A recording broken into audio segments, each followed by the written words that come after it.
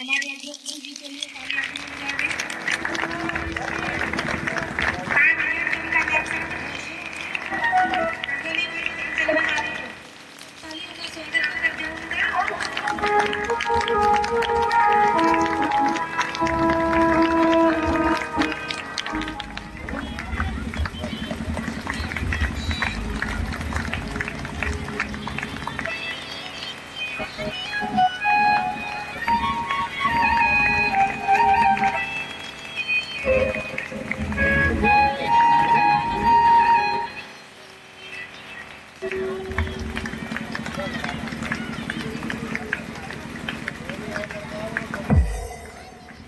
Oh my God, जय श्री राम।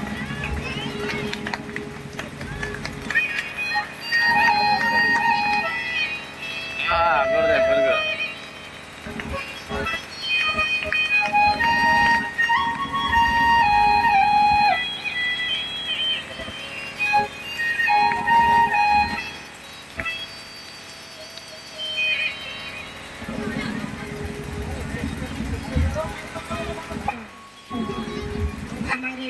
जिला अध्यक्ष जी, जिला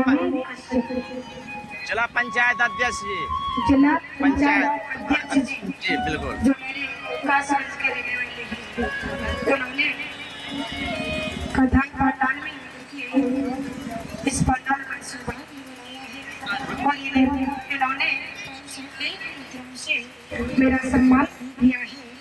उसे करना ही है कि जब जब भी चुनाव लड़े तब तब प्रभु से कामना यही है कि लगी हमेशा गोविंद जी ही होती रही। एक बार तालियां के साथ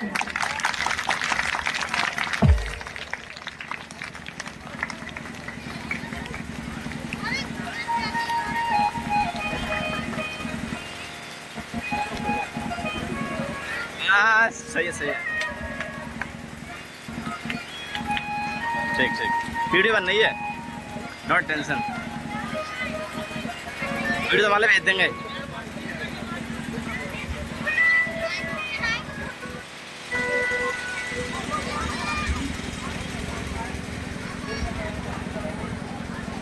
अम्मा है मेरी। सभी भैया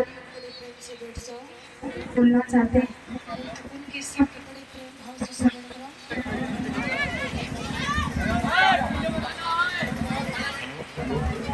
बोलो बांके बिहारी लाल की जय, बोलो बांके बिहारी लाल की जय, सब बहनों की जय, सब भैयन की जय, परीक्षित महाराज की जय। आज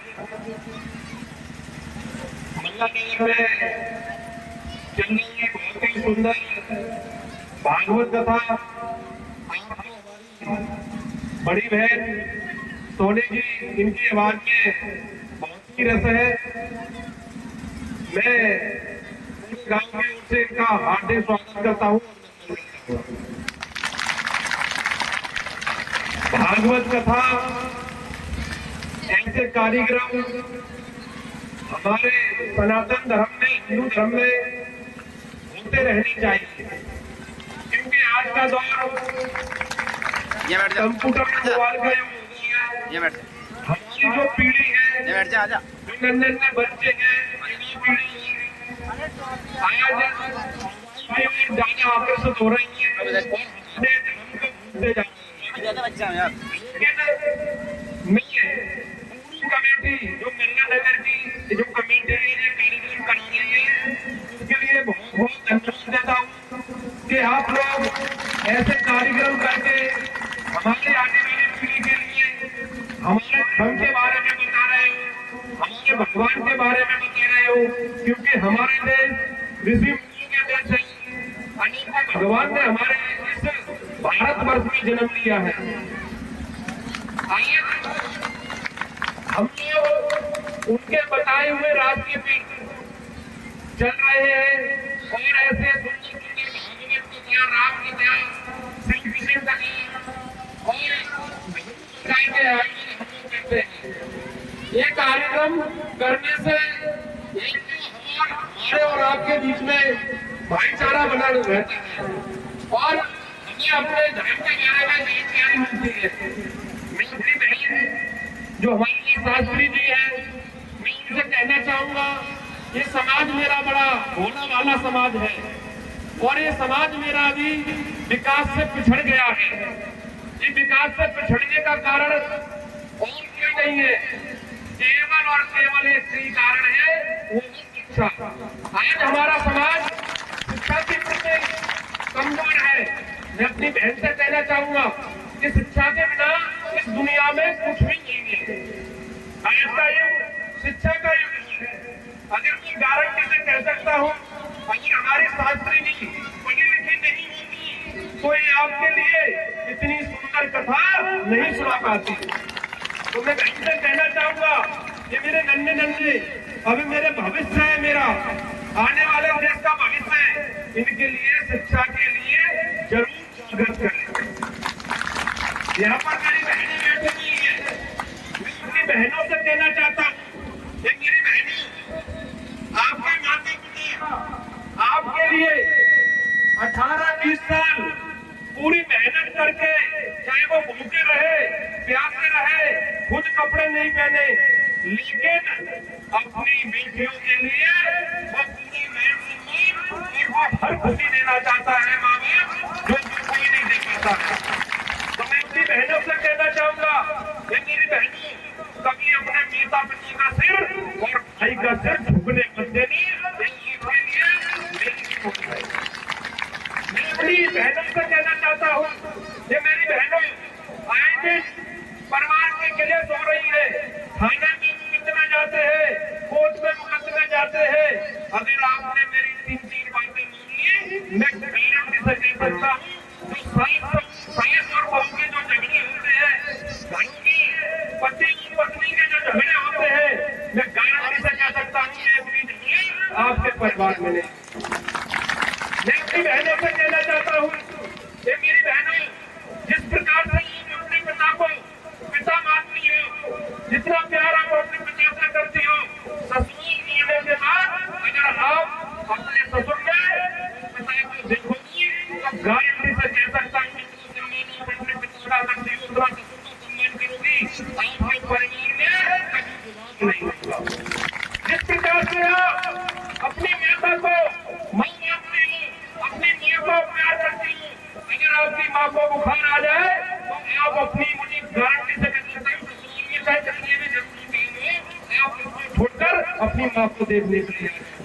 लेकिन मैं इसी प्रकार से आपको कहना चाहता हूँ कि आपकी जो ससुराल में सास होती है वो भी आपकी मां है।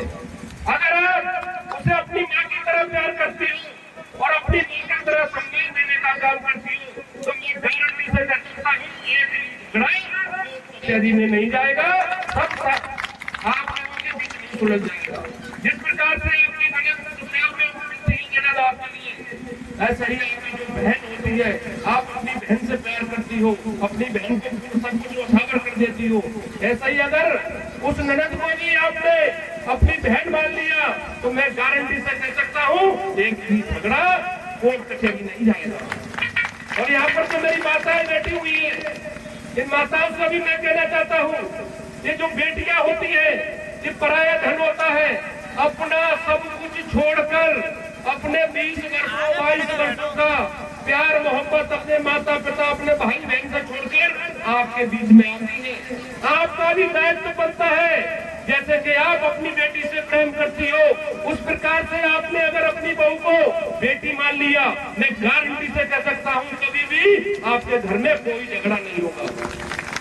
इसी प्रकार से आप लोग इस भागवत कथा को सुन रहे हो, भागवत कथा सुनकर और यहाँ से चला जाना कोई ज्ञान आपको प्राप्त नहीं होगा, इसी प्रकार का ज्ञान आपको प्राप्त नहीं होगा। लेकिन भागवत कथा अगर आपने 8 दिन 9 दिन तन मन धन से पूरा मन लगाकर आपने सुनी और जो शास्त्री जी बता रही है उनका पालन किया तो तब आपका ये भागवत कथा सुनना सार्थक होगा। यहाँ से जो मेरे युवा है आजकल मैं देख रहा हूँ मेरे युवा नई 18-18 20-20 साल के बच्चे बिगड़ रहे हैं। वो कैसे बिगड़ रहे हैं? वो अपने माता पिता के सामने ही उनका सर झुका रहे हैं, वो शराब पी रहे हैं, जुआ खेल रहे हैं, गंदी आदतों में पड़ रहे हैं।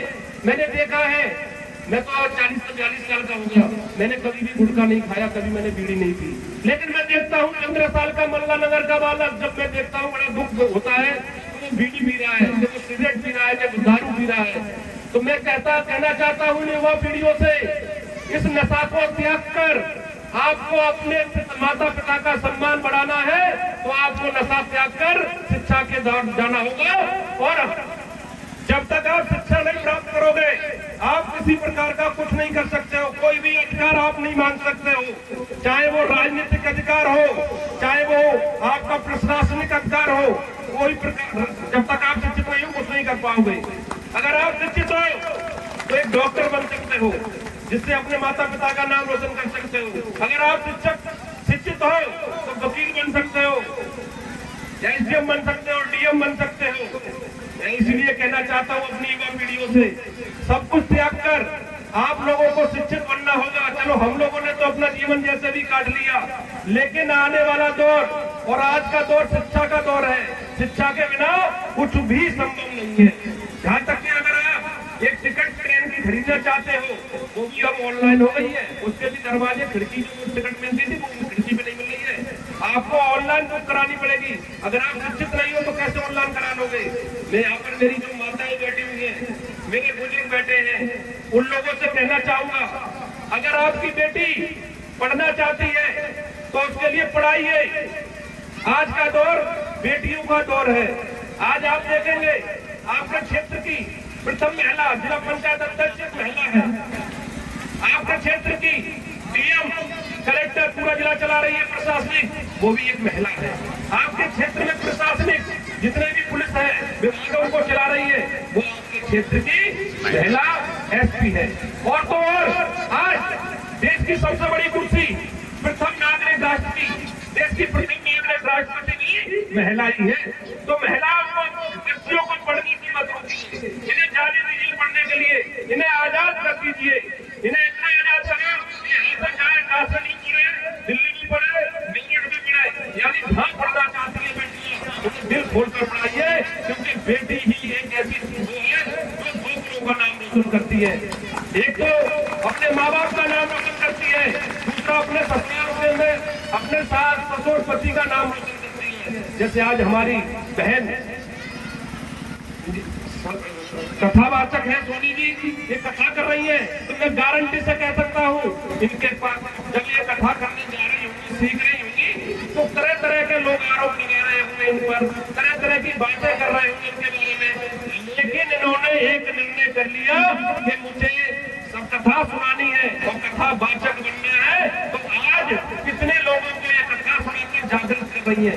इसी अगर इनके माता पिता ने तो रोका होता शिक्षा प्राप्त करने से तो क्या आज आपके बीच में कथा सुनाई नहीं होती, नहीं सुना रही होती।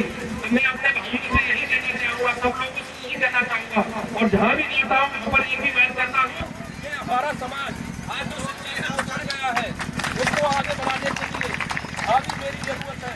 मैं आपके साथ कंधे से कंधा मिलाकर खड़ा हुआ हूँ, आपके सुख दुख में हर तरीके से खड़ा हुआ हूँ। जहाँ भी मेरी जरूरत है मैं आपके साथ खड़ा हुआ हूँ। कोई बच्चा गरीब है और वो पढ़ नहीं पा रहा है, उसे पैसों की आवश्यकता है, तो चाहे मुझे छुट्टी करके चाहे मुझे देने पड़े, मैं उसे बालक को आगे से पढ़ा रहा हूँ जो गरीब व्यक्ति है। तो मैं आप लोगों से काफी लंबे समय से आप लोग अवगत करता हूँ, मैं तो आपका बच्चा हूँ, आपके बीच में बार बार आता रहता हूँ। मैं इसी के साथ मेरे कार्यक्रम और भी लगे हुए हैं, मैं इसी के साथ अपनी गाड़ी को देता हूँ। जय श्री राम। जय श्री राम।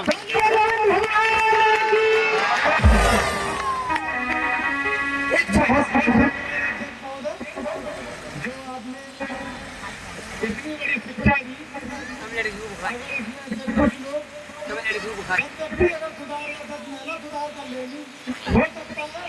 अगली सीन अगर आप कहीं पर भी प्रोग्राम करना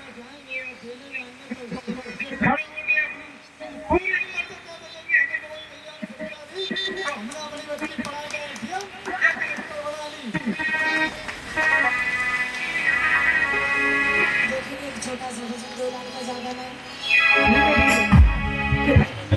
चित्रकूट के गाय सिमरी के मैं